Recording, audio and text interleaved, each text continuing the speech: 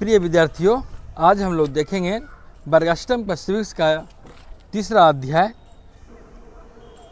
इसमें है हमें संसद क्यों चाहिए। तो इसमें मूलतः संसद का जिक्र किया गया है। संसद, आपने इसके पहले इसका नाम सुना होगा।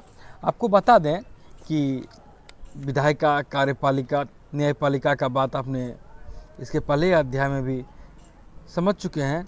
तो यहाँ पर विधायिका और कार्यपालिका का सुंदर सा मिश्रण, सुंदर स्वरूप, सुंदर समन्वय हमें संसद के रूप में देखने को मिलता है।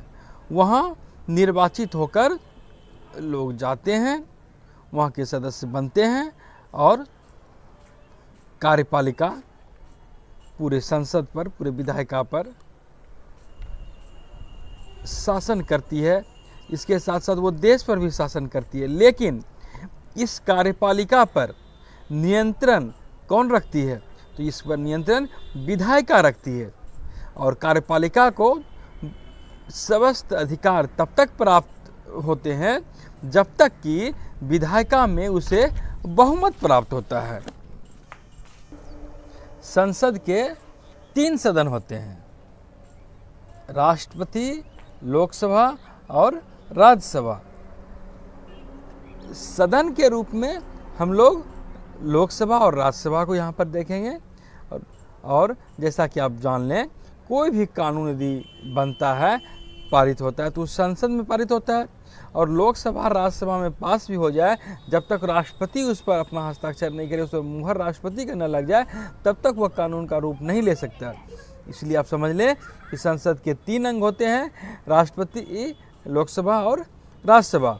अपने देश में लोकसभा को निम्न सदन कहा जाता है, राज्यसभा को उच्च सदन कहा जाता है। लोकसभा में लोगों का प्रतिनिधित्व होता है। हम लोग आम पब्लिक वहाँ पर जो है अपने बदले में अपना प्रतिनिधि वहाँ भेजते हैं। और राज्यसभा में राज्य का प्रतिनिधि कर जाते हैं वहाँ। यहाँ पर एक बात याद रखेंगे, राज्यसभा से अर्थ अपने राज्य, जैसे बिहार राज्य, उत्तर प्रदेश राज्य, इससे अर्थ नहीं लेंगे, बल्कि वहाँ राज्य की ओर से प्रतिनिधित्व किया जाता है। तो इसीलिए वहाँ उसको राज्यसभा बोलते हैं। लोकसभा और राज्यसभा केंद्र में होती है और आपका राज्य में विधानसभा और विधान परिषद होता है। इसे आप स्मरण रखेंगे। और इस संसद का स्वरूप, इसको अपने देश में क्यों अपनाया गया? तो इसके पीछे मूल भावना यह थी कि निर्णय प्रक्रिया, जो कुछ कानून में निर्णय लिए जाते हैं, उस निर्णय प्रक्रिया में आम जनता की भी सहभागिता दिखे, झलके और नागरिक उसमें सहभागी हो। ऐसा लगे कि लोगों को कि मेरी भी उसमें सहभागिता है। और निर्णय प्रक्रिया में हिस्सेदार तो होते ही हैं, साथ साथ सरकार पर भी अंकुश रखकर अपने लोकतंत्र को समृद्ध करते हैं। क्यों कि आप देखते होंगे कि हर एक 5 वर्ष पर यहाँ चुनाव होता है। और उस संसद में कौन जाते हैं? जो 18 वर्ष से ऊपर के व्यक्ति हैं, जो उन्हें वोट करते हैं, वही जाते हैं। और अगर वे चाहेंगे तो फिर अगले बार जिनको मन होगा, जिनको बहुमत मिलेगा, वो जाएंगे। तो इस तरह आम पब्लिक संसद पर और प्रत्यक्ष रूप से नियंत्रण भी रखती है। आगे हम लोग देखेंगे कि लोगों को फैसले क्यों लेना चाहिए। यहाँ पर हम देखते हैं कि लोगों को फैसले क्यों लेने चाहिए। तो यहाँ पर हमें थोड़ा आज़ादी के समय जाना पड़ेगा। जब 15 अगस्त 1947 को अपना देश आज़ाद हुआ, तो हम लोगों ने देखा कि बहुत ही इसके लिए लंबा संघर्ष करना पड़ा है। और उस समय लोग ब्रिटिश शासन के खिलाफ बोल नहीं पाते थे, उतने मुखर नहीं हो पाते थे, समानता की भावना रखते थे, स्वतंत्रता भी चाहते थे। और वो भी चाहते थे कि जो सरकार निर्णय ले उसमें हम भी सहभागी हों। लेकिन उस समय ब्रिटिश का शासन था, अंग्रेज का शासन था, और वे ऐसा नहीं कर सकते थे। लेकिन जब स्वतंत्रता आंदोलन हुआ, लोगों ने विरोध करना शुरू किया, तो आम लोगों में भी भावना जगी कि हम भी सरकार का विरोध कर सकते हैं। और इस तरह हम देखते हैं कि 1885 ईस्वी में भारतीय राष्ट्रीय कांग्रेस का गठन हुआ। और उन्होंने धीरे धीरे, पहले तो उदारवादी नीति थी उनकी, कि कुछ मेरे लिए कानून बनाओ, कुछ मेरा उसमें विधानसभा में कुछ मेरा लोग रखो, उनकी बात माना जाए। और इस तरह धीरे धीरे जो है आम लोगों को भी कानूनी प्रक्रिया में हिस्सा लेने की बात स्वीकारी जाने लगी। और जब स्वतंत्र भारत का अपना संविधान हो गया तो ऐसी अपेक्षा की गई कि सरकार निरंकुश न हो जाए। सरकार के पास तो चूंकि अधिकार मिल गया था, वो सरकार आम लोगों की भावना को कुचल न दे, आम लोगों की भावना का सम्मान करे। इसके लिए भी उस समय लोगों की ज़रूरत को महसूस किया गया और ऐसी अपेक्षा की गई कि जितने संघर्ष के बाद जितने सपने देखे गए थे उसको भी साकार किया जाए। और यही कारण है कि संविधान जैसे ही लागू हुआ तो अपने देश में चुनाव हुए और सार्वभौमिक वयस्क मताधिकार अपनाया गया। सार्वभौमिक वयस्क मताधिकार क्या होता है?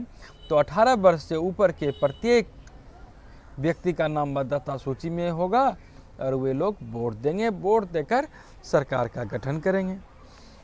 नहीं तो और हमने देखा कि अपने देश में आज़ादी के बाद पहली बार से ही सभी लोगों को वोट देने का अधिकार मिला, जबकि अन्य देशों में आज़ादी मिल गई थी बहुत पहले, लेकिन सभी लोगों को वोट देने का अधिकार नहीं था।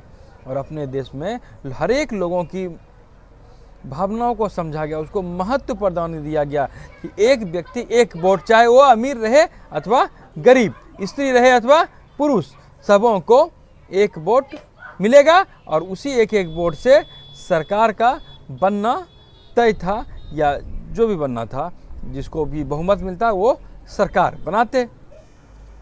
यहाँ पर आप एक चित्र देख रहे हैं, इसमें एक वृद्ध व्यक्ति ईवीएम के बारे में देख रहा है कि ईवीएम से कैसे वोटिंग होता है, उसके बारे में क्या प्रक्रियाएं समझाई गई है। ईवीएम को कहते हैं किसको? Electric voting machine, electronic voting machine. इससे क्या होती है ना, जिसको वोट देना होता है, सीरियल में सभी उम्मीदवार आते हैं, लोग उसको क्लिक करते हैं। और इसके पहले बैलेट पेपर से होता था, लोग उसमें जो सभी उम्मीदवार रहते थे, उसके आगे उसका जो है जो भी छाप रहता था वो रहता था और उसके बगल में मुहर मारना पड़ता था। और उसके बाद अब जो है इलेक्ट्रॉनिक वोटिंग मशीन आ जाने से बहुत कम समय में इसकी गिनती भी हो जाती है और सुविधा भी रहती है। इससे बहुत समय का और पैसे का भी बचत तो होता है। और सबसे बड़ी बचत क्या होती है ना कि बैलेट पेपर में कागज़ लगता है, वो कागज़ कहाँ से आता है? तो कागज़ पेड़ से आता है, पेड़ से बनता है। और 2004 के चुनाव में पहली बार पूरे देश में 2004 में पहली बार इलेक्ट्रॉनिक वोटिंग मशीन का उपयोग किया गया था। और इसके पहले देखें तो वैसे इलेक्ट्रॉनिक वोटिंग मशीन का सबसे पहली बार इसका प्रयोग 1982 में ही केरल में हुआ था। और ईवीएम का इस्तेमाल हुआ तो उसमें जानते हैं कहा जाता है कि करीब 1.5 लाख पेड़ों की रक्षा हो सकी, पेड़ कटने से बच गए। और हम अब जानते हैं कि पेड़ कितना महत्वपूर्ण है। यहाँ पर हालांकि ये पर्यावरण की कक्षा नहीं है, लेकिन हम उम्मीद करेंगे कि पेड़ के प्रति, पर्यावरण के प्रति हर एक विद्यार्थी को, हर एक लोगों को जागरूक रहना चाहिए। हमें शुद्ध हवा, शुद्ध जल, प्राकृतिक चक्र स्थापित करने में पेड़ों का बहुत ही महत्व है। और जहाँ तक हो सके अपने जीवन में एक पेड़ जरूर लगाने का कोशिश करें। पर्यावरण की रक्षा करना हम सबों का दायित्व होना चाहिए। खैर, यहाँ पर एक चीज़ और देखते हैं कि किस तरह ये हाथी का पिक्चर आप देख लीजिए, ये हाथी का पिक्चर है और इस पे मतदान कर्मी जो है वोट करने जा रहे हैं। तो आप जानते हैं कि मतदान जब होता है तो लगभग जहाँ जहाँ टोला मोहल्ला है वहाँ तक बूथ बनाने की कोशिश की जाती है कि लोगों को ज़्यादा दूर तक पैदल नहीं चलना पड़े, उसको परेशानी नहीं हो। सरकार के कर्मचारी आते हैं और वहाँ वोट करने में सुविधा होती है। अब हम लोग इसके आगे देखते हैं यहाँ पर लोग और उनके प्रतिनिधि, इसके माध्यम से क्या कहा गया है, लोग और उनके प्रतिनिधि। तो हम लोग जानते हैं कि लोकतंत्र का अर्थ क्या होता है। लोकतंत्र का अर्थ अपना वोट देना तो होता ही है। लोकतंत्र की मूल मान्यता होती है कि सहमति, किसी भी बिंदु पर रार तकरार नहीं हो, बल्कि आम विचार विमर्श में सहमति बनाकर निष्कर्ष निकाला जाए। और सहमति का अर्थ क्या हुआ, चाह, स्वीकृति और लोगों की हिस्सेदारी, निर्णय में सबों की सहभागिता, यही होती है। और ये क्या होती है ना, इसके बाद लोकतांत्रिक सरकार का गठन होता है। और ये हम जानते हैं कि लोकतांत्रिक देश होने के नाते हर एक नागरिक सबसे पहले संप्रभुता कहती है, भारत की संप्रभुता कहाँ निवास करती है, जनता में। और ये लोकतंत्र क्या है, लोकतंत्र जनता का, जनता के लिए, जनता के द्वारा शासन है। तो यहाँ पर व्यक्ति सबसे सर्वोपरि है। और हम यहाँ देखेंगे व्यक्ति, कोई भी कानून बनता है तो व्यक्ति उससे कैसे स्वीकृति दे, कैसे उस कानून को मंजूरी देती है। तो इसके लिए क्या करती है, लोग संसद में कानून बनता है और संसद के लिए अपने प्रतिनिधियों का चयन करती है।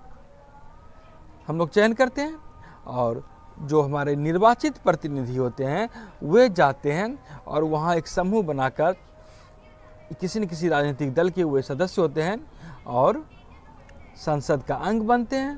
और संसद में जिस राजनीतिक दल को बहुमत प्राप्त होता है वे कार्यपालिका का निर्माण करते हैं, कार्यपालिका का गठन करते हैं, यानी कि सरकार बनाते हैं।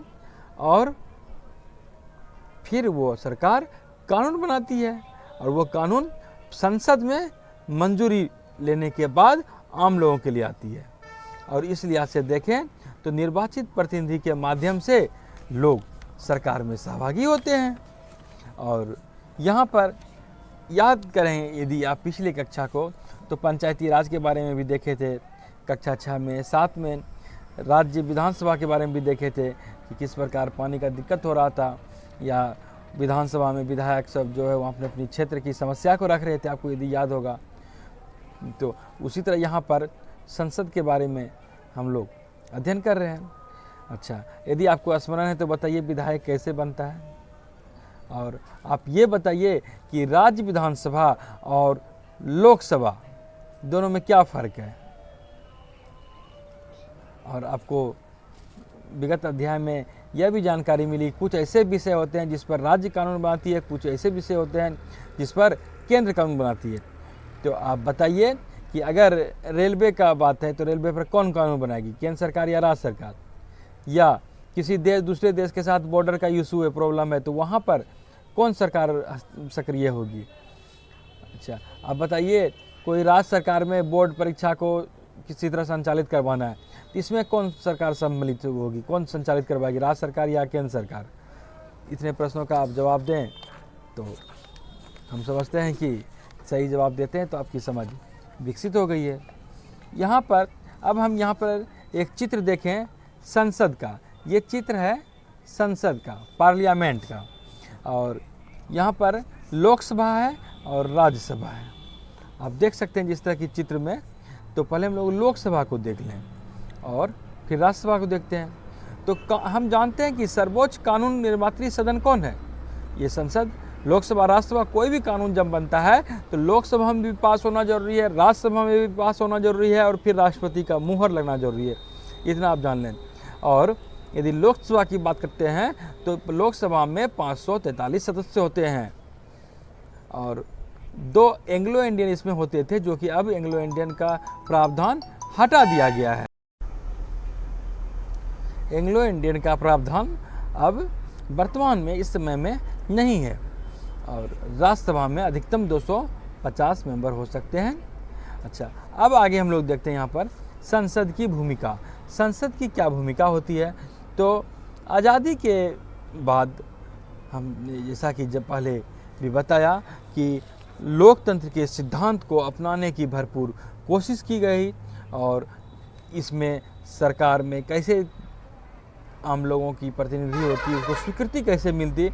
तो इसके लिए चुनाव को अपनाया गया कि चुनाव के माध्यम से लोग अपने सरकार का गठन करेंगे।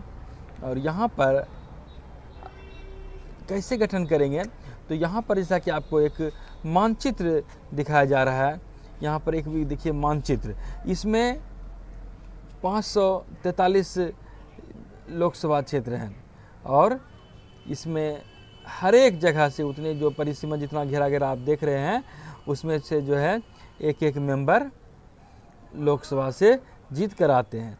यदि आपकी समझदारी बहुत ज़्यादा विकसित हो गई है तो आप ज्ञात करें कि आप कहाँ पर हैं, आपका लोकसभा क्षेत्र कहाँ पर है, करना चाहिए इस मानचित्र के हिसाब से। इस मानचित्र को समझने का कोशिश करें। अब हम लोग यहाँ पर देखते हैं कि किस तरह 16वीं लोकसभा चुनाव का परिणाम का पूरा विस्तृत विवरण है। यहाँ पर आप देख सकते हैं कि कुल सदस्य कितने हैं, 543। उसमें से आपको सबसे बड़ी पार्टी के रूप में भारतीय जनता पार्टी है, भाजपा, इसको 282 सीटें आई है। तो यहाँ पर हम लोग या और सब सीट आप देखिए तो यहाँ पर आप स्पष्ट कह सकते हैं कि टोटल उम्मीदवार होना चाहिए कितना, जीतने के लिए, सरकार बनाने के लिए कितना, 543 है तो 272, आधा हो जाएगा बहुमत। तो लेकिन यहाँ पे अकेले ही 282 लाती हो तो वो अकेले भी सरकार बनाने के काबिल में है, बनाने के लायक में है, बनाने की स्थिति में है। और यहाँ पर आप जान लें कि विपक्षी पार्टी का नेतृत्व कौन करेंगे, तो जिनको सबसे अधिक विपक्ष में वोट है। लेकिन एक बात स्मरण रखेंगे कि विपक्षी पार्टी का दर्जा प्राप्त करने के लिए कुल सीटों में से 10% सीट लाना अनिवार्य होता है। जैसे कि 543 मेंबर यदि है तो आपको 543 का 10% कितना होगा, 54 एक 55 सीट कम से कम जिस पार्टी को आएगा वही विपक्षी दल का दर्जा पाने का हकदार होता है। और यह भी याद रखें कि जो विपक्षी दल का नेता होता है, जिसको विपक्षी दल का नेता का दर्जा मिलता है, उन्हें मंत्री स्तर की सुविधाएं दी जाती है। अब यहाँ पर आप बताइए कि वर्तमान में विपक्ष के नेता कौन हैं। अच्छा, और इतना जान लें कि लोकसभा को यदि हम देखें तो वर्तमान में लोकसभा के अध्यक्ष हैं ओम बिरला, और राज्यसभा के अध्यक्ष कौन हैं, तो राज्यसभा के जो अध्यक्ष होते हैं, जो उपराष्ट्रपति होते हैं, वही होते हैं राज्यसभा के अध्यक्ष। तो उपराष्ट्रपति कौन है भी, वेंकैया नायडू, तो वे राज्यसभा के अध्यक्ष हो गए। उसी तरह आप यहाँ पे दूसरा चार्ट देख सकते हैं कि किस तरह यहाँ पर 15वीं लोकसभा का चर्चा किया गया है, चुनाव परिणाम का 2009 का। यहाँ पर आप देख सकते हैं, इसको सीट को देखने के बाद पता चल जाएगा कि किसी भी पार्टी को 272 सीटें नहीं आ रही है। तो यहाँ पर क्या करेगा, तो पार्टी लोग क्या करते हैं, राजनीतिक दल के नेता लोग चुनाव जीतने के बाद ये देखते हैं कि हमें पूरा सीट नहीं आ रहा है, तो दूसरे अन्य दलों से गठबंधन भी कर लेते हैं कि ठीक है हम लोग आपस में मिल जाते हैं और सरकार बनाते हैं। ऐसी भी बातें ये लोग क्या करते हैं। तो कभी कभी क्या होता है अपने देश में, गठबंधन चुनाव बाद होता है, चुनाव परिणाम आने के बाद, या कभी कभी चुनाव पूर्व ही ये लोग गठबंधन करते हैं और फिर सरकार बनाते हैं। बहुमत आएगा तभी सरकार बनेगा, इतना याद रखेंगे। और संसद का चुनाव हो जाता है तो फिर क्या होता है, तो यहाँ पर देखें कि संसद को क्या क्या काम करने होते हैं। तो मुख्य रूप से आपके जो पुस्तक में दिया गया है कि संसद को क्या काम करना होता है, तो राष्ट्रीय सरकार का चुनाव करना।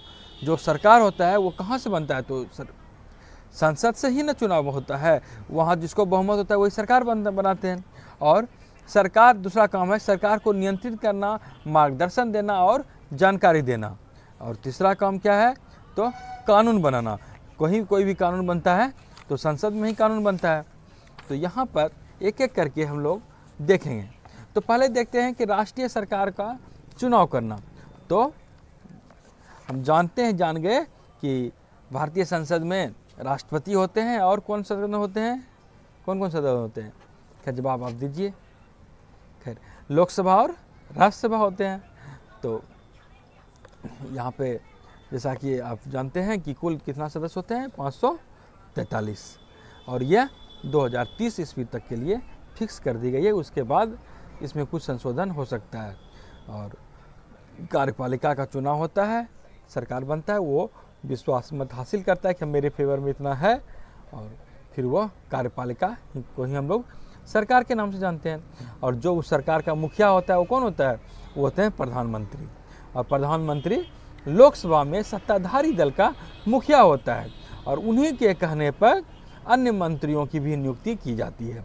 प्रधानमंत्री अपने काम का बंटवारा करने के लिए अन्य मंत्रियों की भी नियुक्ति करते हैं, जैसे स्वास्थ्य मंत्री, वित्त मंत्री, शिक्षा मंत्री, खेल मंत्री, विदेश मंत्री, अन्य कई मंत्री का ये जो है इनके सलाह पर राष्ट्रपति इनको फिर जो है शपथ दिलाते हैं। और हम लोग यहाँ पर देखते हैं कि कुछ 2 चुनाव पहले यदि देखें तो यहाँ गठबंधन सरकार का ज़्यादा ही स्थापित हो गया था बोलबाला कि चुनाव, चूँकि किसी को बहुमत ही नहीं मिल पा रहा था। लेकिन अब ऐसी स्थिति नहीं है। राज्यसभा क्या होता है? राज्यसभा किसकी प्रतिनिधि हुई? तो राज्यसभा राज्य का प्रतिनिधि करती है, और यहाँ पर राज्यसभा को कोई भी कानून या तो लोकसभा में पेश होगा या राज्यसभा में, उसके बाद अंततः दूसरे सदन में भी पेश होना जरूरी होता है, वहाँ से भी पारित होना। और राज्यसभा की बहुमत भी अनिवार्य है, और 233 निर्वाचित सदस्य वहाँ से होते हैं और 12 राष्ट्रपति करते हैं, और अधिकतम 250 सदस्य वहाँ से हो सकते हैं, 245 सदस्य वहाँ से है।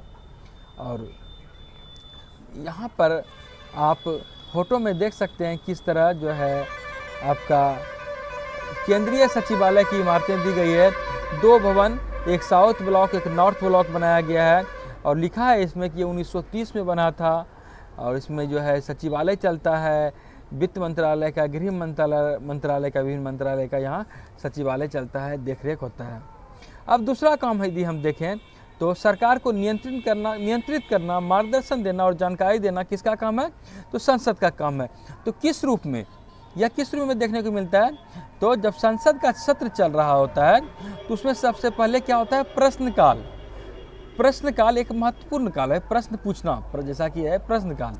तो और इसके माध्यम से जो वहाँ के और सांसद होते हैं सरकार के कामकाज के बारे में जानकारियाँ हासिल करते हैं, और संसद कार्यपालिका को नियंत्रित करती है। इस तरह प्रश्न पूछकर, या उससे संतुष्ट नहीं हो तो उससे वाद विवाद करती है, उस पर जो है जो कमियां रहती है उसको निकालती है, और जन समर्थन जुटाने का प्रयास करती है।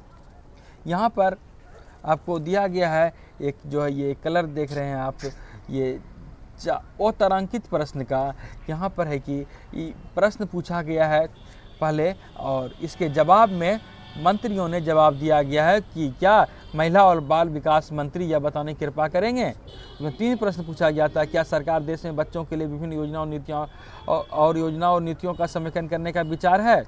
यदि हाँ तो तत्संबंधी ब्यौरा क्या है? यदि नहीं तो उसके कारण क्या है? तो महिला एवं बाल विकास मंत्रालय में जो राज्य मंत्री हैं वो फिर वो कुछ जो जवाब है वो देते हैं। इस तरह हम देखते हैं कि जनप्रतिनिधि जो हैं वो सरकार पर नियंत्रण रखते हैं। और अब जो है देखते हैं तीसरा महत्वपूर्ण काम क्या है? तो कानून बनाना। तो कोई भी कानून जब बनता है तो आप जान लें लोकसभा में, राज्यसभा में राष्ट्रपति का हस्ताक्षर होता है, बहुमत से पारित हो जाता है दोनों सदन में, तब कानून बनता है। तो यह एक बहुत ही महत्वपूर्ण कदम है, काम है उनका। और अब हम देखें कि संसद में कौन लोग होते हैं। तो संसद में कौन लोग होंगे? तो विभिन्न पृष्ठभूमि के लोग संसद में जाते हैं, जैसे कि ग्रामीण पृष्ठभूमि के लोग जाते हैं, महिला लोग जाते हैं, और दलित, पिछड़े लोग, सभी लोग वहाँ जाते हैं। यहाँ पर दिखाया गया है इस चार्ट के माध्यम से कि किस तरह मतदान प्रतिशत रहा है विभिन्न चुनावी वर्षों में। तो हम देखते हैं कि पहली चुनाव कब हुआ था? पहला चुनाव तो 1951-52 में, और अभी के चुनाव जो है 2019 में हुआ है। तो इस प्रकार पहले जो है चुनाव में कम लोग मतदान करते थे, और धीरे धीरे अधिक लोग मतदान कर रहे हैं। और दलित लोग पहले कम थे, अब जो है अनुसूचित जाति जनजाति के लोगों के लिए भी वहाँ सीटें आरक्षित कर दी गई है, और इसके माध्यम से कि उनकी भी बातें वहाँ रखी जाए। यहाँ पर कुछ महिलाओं का चित्र दिया गया है। तो महिलाएं अभी भी संसद में बहुत कम ही प्रतिशत में है। कहा जाता है कि अभी भी मात्र 4% महिलाएं हैं थी पहले लोकसभा में, और अभी 11% तक ही गई है। तो जाहिर है कि महिलाओं का प्रतिशत और अधिक होनी चाहिए। इस तरह से हम देखते हैं कि कई तरह के अनसुलझे सवाल आज भी संसद के संदर्भ में हमें देखने को मिलती है कि जितनी लोकतांत्रिक प्रक्रियाओं में, व्यवस्थाओं में जो ताकत मिलनी चाहिए, जो ताकत दिखनी चाहिए, जो आस्था लोगों को दिखनी चाहिए, उसमें कहीं कहीं कुछ कमियां भी दिखती है। लेकिन हम कह सकते हैं कि दिनों दिन क्रमशः हमारा लोकसभा, हमारा संसद, हमारा कानून प्रगाढ़ हुआ है, समृद्ध हुआ है। यहाँ पर कुछ शब्द संकलन दिए गए हैं, इसको आप देखें। स्वीकृति, तो स्वीकृति क्या हुई? तो किसी चीज़ पर अपनी सहमति देना ही स्वीकृति होती है। गठबंधन क्या हुआ? तो इसका मतलब दलों के तात्कालिक गठजोड़ से है। गठबंधन शब्द का इस्तेमाल कोई एक दो दल या दो से अधिक दल चुनाव पूर्व भी उसको अमल में लाते हैं या उसको बाद में भी लाते हैं। इसका मूल मंत्र यही होता है कि सरकार में शामिल होना, सरकार बनाना, गठजोड़ करने के लिए अपनी बात, किसी बिंदु पर किसी बात पर सहमति बनाना। और अनसुलझे, इसका मतलब क्या हुआ? इसका अर्थ ऐसी परिस्थितियों जहाँ समस्याओं कोई आसान समाधान उपलब्ध नहीं होता है। इतने के बावजूद भी बहुत सारा आसान सवाल नहीं है कि सब समस्या का समाधान हो जाए। अब यहाँ पर एक दो प्रश्न का जवाब आप दें तो ये अति उत्तम रहेगा। अब आप बताएं कि महिलाओं को जो जितनी भागीदारी है, क्या ये पर्याप्त है, क्या और नहीं होनी चाहिए? होनी चाहिए तो क्यों? और अब आप बताइए एक पर दूसरा प्रश्न कि सभी वयस्कों को मत देने का अधिकार है, क्या ये सही है? ठीक। और आप सोचें कि संसदीय शासन प्रणाली अपने देश में अपनाई गई है, यह कैसी शासन प्रणाली है, इसके बारे में आपकी क्या समझ होती है? इसके बारे में संक्षिप्त जो आपका विचार होता है इसको आप लिखें। उम्मीद है यह संसदीय प्रणाली के बारे में आपकी जानकारी को बढ़ाया होगा। यह वीडियो आपको कुछ जानकारी, नई जानकारियाँ हासिल हुई होगी। अब मिलते हैं अगले वीडियो के साथ। धन्यवाद।